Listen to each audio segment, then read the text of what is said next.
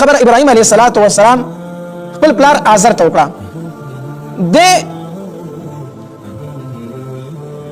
مفسرین لیکلي وي دا آزر د لقب وو، خپل نوم د تاریخ وو او آزر لقب وو. د لوی راهب وو د دغه زمانه. تفسیر خازن لیکي وي د نمرود د بادشاہي ټول عشر هغه به د اغستو، یعنی د نمرود په بادشاہي کې د پسنو سمره عشر راتله به ټول د کور تطلو. د دومره لوی راهب وو او د نمرود په سر با د تاج کې خودو دا شرافت د حاصلو چې د نمرود په سر تاج کې خودو. وې د پکور کې سلور سو جنکې خادمان وي، دا ټول د منښت خلکو ورته منښت کړو. دا دومره لوی پیرو سلور سو جنکې د خلکو منښت باندې ورکړي، د پکور کې به خدمت کو. الله تبارک وتعالى ابراهيم عليه السلام د پکور کې پیدا کړی، د نه پیدا کړی. دا الله تبارک وتعالى قدرت دی. وی نمرود ته کاهنان وویلو چې په دې کال کې به یو ماشوم پیدا کېږي چې داغه د وجه نه بستا بادشاہي ختميږي. نمرود حکم وکړ ټول سړي د خزو نه جدا کړي. په دې کال کې سړي به د خزو سره نه ملاوي چې پیدا کېږي، ځکه تاسو دا کار یاد کړئ، یو کال د سړي خزو نه جدا وساتم. الله ته چې څه منظور وي هغه کېږي. دا آزر په سکار باندې کور ته ولېګو د نمرود، ځکه دا د خواص نه وکړ چې دی ولېګو بس اتفاقي د خپل بیبي سره ملاو شو. چې ملاو شو نو د دې بیبي حملدار شو په ابراهيم عليه السلام سره. کاهنان ورته وویل وی هغه ماشوم د مور ګېډې ته تللی دی، د مور ګېډې ته تللی دی. نمرود حکم وکړ بس په دې کال کې چې کوم ماشوم پیدا کېږي هغه وجنه، چې مور ګېډې ته پیدا کېږي به که نه، چې کوم ماشوم پیدا کېږي وجنه. د ابراهيم عليه السلام مور چې په ابراهيم عليه السلام باندې بیماره شوه، دا د کوره ووتله، د یاري نه ووتله. یو وچه خولګۍ وه هغې ته لاړه او په هغې کې ابراهيم عليه السلام وزېږه. چې وزېږه داسې یوه کوټګۍ روغه کړه او هغې ته یې تیږه کېښوده ورته او په هغې کې واچوله د یاري نه چې دی رانه فرعون دا نمرود قتل نه کړي. روزانه به د کور نه په غلا باندې یو ټیم وته او دی به یې مړه خوا به یې ورکوله، بیا به ترې نه راتله. الله تبارک وتعالی ابراهيم عليه السلام لوی په دې طریقه باندې. یو ورځ د ابراهيم عليه السلام چې لږ رالوی شو پوه شو، نو د دې مور نه تپوس وکړو زما رب څوک دی؟ دې مور ته وایي. نو مور ورته وایي ستا رب زه یم.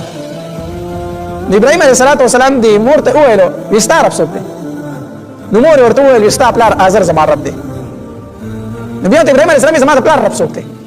زما د پلار رب څوک دی؟ دا مور پوه شوه.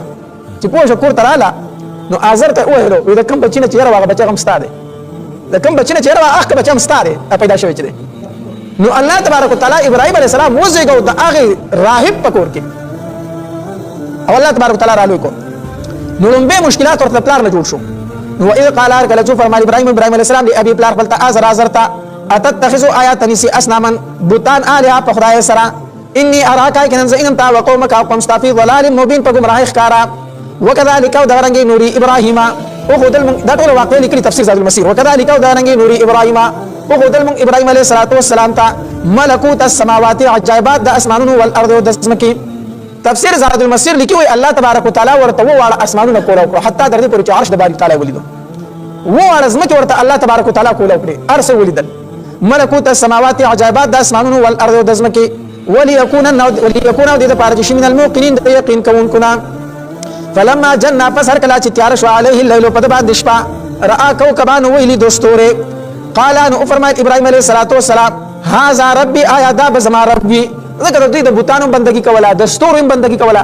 ابراهيم عليه السلام ستوره وړو نو آیا دا بزما ربي. مفسرین لیکلي وي د دینه زهره ستوره مراد ده، زهره ستوره دا یو خاص ستوره دی ابراهيم بندگی کوله.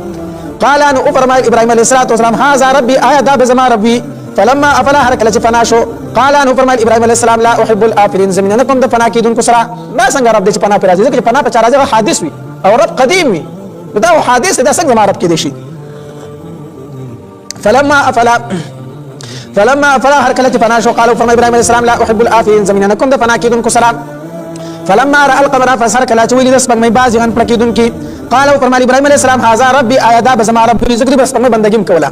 قال فرمایي ابراهيم عليه السلام فلما افلا هرکل چې فنا شو سپګ مې قال ان فرمایي ابراهيم عليه السلام لئن لم يهدني کجری خون نه کلمات ربي رب زما لا اكونن خامخون بزو من القوم الظالمين د قوم گمراهانو ما بم د سپګ مې بندګی نه کوله کومه الله خون نه وکړه.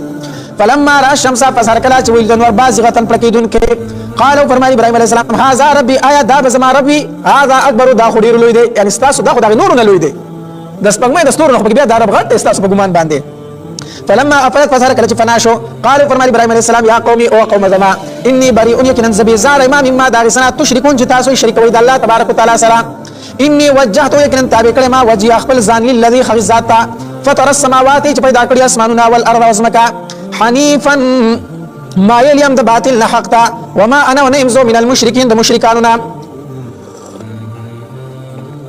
وحاجه جګړه وکړه د سره قوم ددو قالوا فرمایي ابراهيم عليه السلام اتحاجوني آیا جګړه کوي تاسو ما سره فی الله تبارک دین د الله تبارک وتعالى کې وقد هدانا په تحقیق سره خو نکړي ماته ولا اخاف زن یریګما دوی ورته وی داسې مکه زموږ خدای به تاسو صدر ورسي بودری به در ورسي تاسو داسې مکه ابراهيم عليه السلام فرمایي ولا اخاف زن یریګما ما د سزا د خنا تشركون چې تاسو شریک جوړوي به د الله تبارک وتعالى سره الا ان يشاء مگر هغه چې والی ربي رب زما رب ما تستکلیف راکې دارس وستا خدای ما سره هیڅ نشي کولای وسع ربي فرح رب زما كل شيء ده هر شيء علما په اعتبار د علم سره افلا تذكرون ايات نسيت قبل وي وكيف اخاف سنگ زو يريګما ما د اغسنا اشركتم چې شریک جوړ کړی تاسو د الله تبارک وتعالى سره ولا تخافون او تاسو نه یریږئ انکم اشرکتم تاسو شرک کړی بالله د الله تبارک وتعالى سره ما د رسول ينزل چې نه نازل کړی به بمعبودیته دغه په بندګۍ باندې علیکم تاسو سلطانن سدلیل تاسو د الله سره شریکان جوړ کړی تاسو نه یریږئ زو یریګما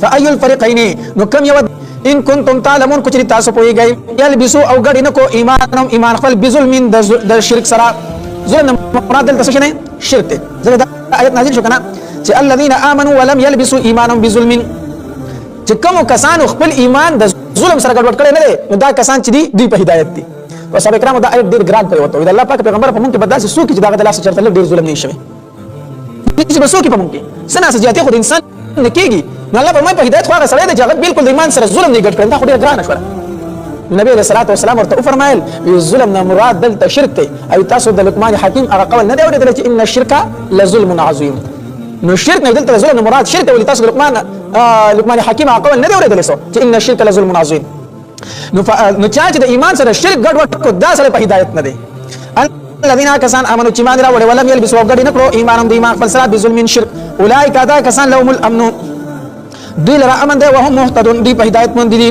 نو دلته ولم يلبسوا ایمانهم بظلم تفسیر زاد المسیر د دې جمعنه کوي ولم يخلطوه بشرك ایمان نه د ګډوډ کړي د شرک سره